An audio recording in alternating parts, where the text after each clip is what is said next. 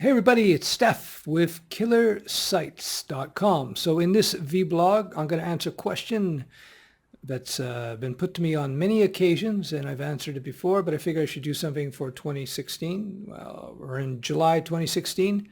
Happy 4th of July for American viewers out there. So what are we going to do? We're going to talk about how to get paid if you are a freelancer. This is a very important subject, because of course we are coders, we are developers, because we like it, but because we want to make a living, we want to get paid. So if you are a freelancer, how do you get paid?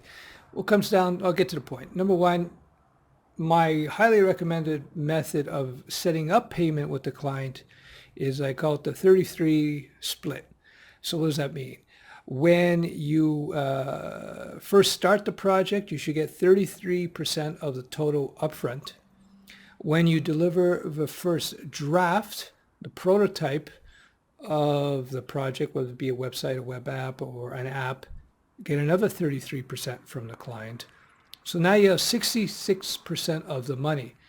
Now, and then when you finally finish the project, you get that last 33%.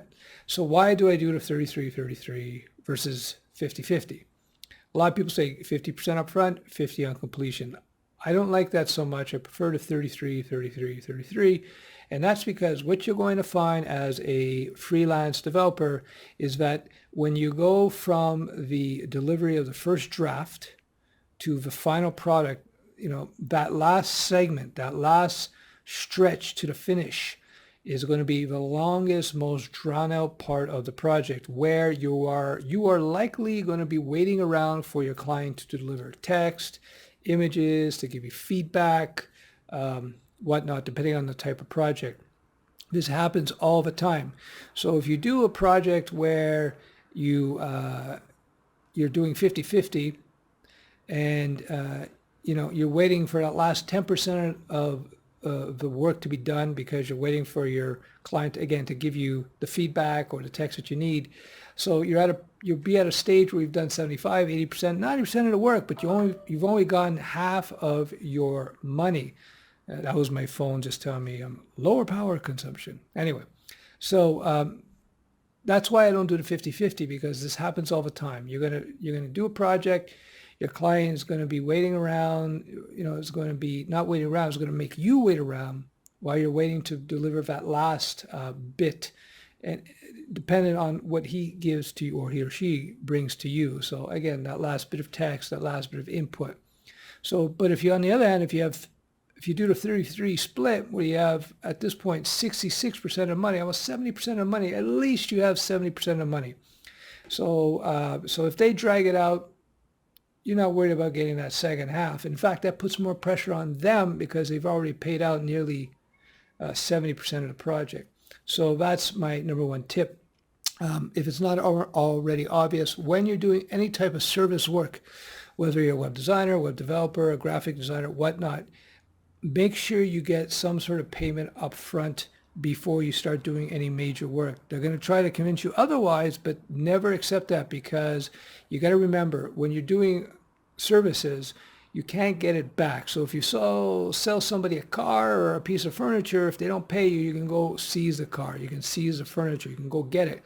But if you've done half the work or 3/4 of the work or all the work, you can't get it back, because it's about time, right? You're not going to be able to take the website or the web app that you produce for the grocer down the street or the butcher down the street and sell it to somebody else. You're not going to be able to, for the most part. So you got to make sure that you do get money up front when you're dealing with clients as a freelancer. Another thing you should consider is when you do get money up front, especially when you do the 33 split, you will get more respect from your client. That is for sure. If they are not putting out any money and you're doing all this work, trust me, they're going to be not treating you as well. So there you go. That's how you should be collecting from clients. Remember when you start off a contract, when you first sit down with the client, say, these are the terms of the payment. It's 33 split. And you explain them. Well, you don't tell them why at the end, but you say, listen, You say, I want 33% up front, so you don't have to give me half. When I deliver the first draft, which means maybe a rough layout of the website or a rough mock-up working version of the app. Before you present to, you walk in with that first draft, they have to have the check ready for that second 33%. And this is the way you sell it to them. You say, you don't have to put up half, but you're going to give me 33%. When I walk in with the first draft, maybe 2 weeks later, a month later, whatever, then you see that I've done work, you give me another 33%. And then when I bring you the final, I give you 33%. And I'll leave with this. What you're going to find is that a lot of clients will drag butt on that last 33%, where you're waiting for the feedback or the images and whatnot. They'll be caught up in this and that and the other thing. Who knows? But it happens all the time. So what this means, you have to always plan when you get past the first draft to start planning for more clients to come on board. If you have free time, you should start working on new clients and start scheduling ahead. And what you'll find is you probably have at one point several clients' projects going at the same time once you get established, where you're going to be waiting on 3 or 4 clients to bring you that last little bit that you need to complete the work. So you want to keep the cash flowing, so you got to make sure you always got to get new clients coming in. The final thing about that is you're going to get heat. They may disappear for a month and then come with that last bit and expect you to finish in 2 days. Say, no, I waited a month. I have other clients. I'll schedule you in, and you just explain to them when that happens. So these are common occurrences. This happened to me going back into the 90s and throughout my freelancing career, and it's happened to many, many students of mine who have gone on to become independent web designers and web developers. And this, of course, applies to just about any trade outside of technology, inside of technology, when it comes to any services.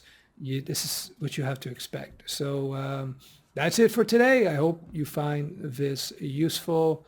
And yep, that's it. Ciao.